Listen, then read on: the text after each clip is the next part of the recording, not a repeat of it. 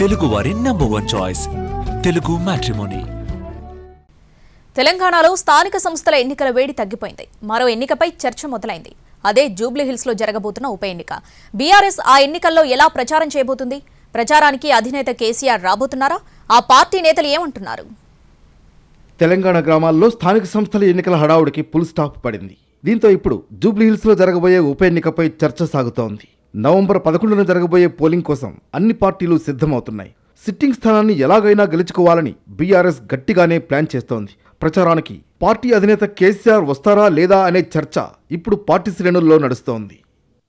కేసీఆర్ ఒక్కసారి బయటికి వచ్చి ఆయన స్టైల్లో అధికార పార్టీపై విమర్శలు చేస్తే అది పార్టీకి ఎంతో లాభమని బీఆర్ఎస్ నేతలు ఎదురు చూస్తున్నారు. కానీ ఆయన గత ఏప్రిల్లో రజతోత్సవ సభ తర్వాత ఇప్పటి వరకు జనాలను ఉద్దేశించి మీడియాను ఉద్దేశించి మాట్లాడలేదు.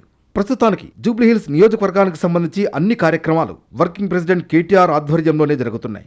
ఎన్నికల షెడ్యూల్ కంటే ముందే బీఆర్ఎస్ పార్టీ అభ్యర్థిగా మాగంటి సునీతను ప్రకటించారు అధినేత కేసీఆర్. ఆ తర్వాత మొదలైన ప్రచారంలో కేటీఆర్, హరీష్ రావులు పాల్గొన్నారు. ఈ క్రమంలో కేసీఆర్ ప్రచారానికి వస్తారనే చర్చ కూడా పార్టీ క్యాడర్లో మొదలైంది.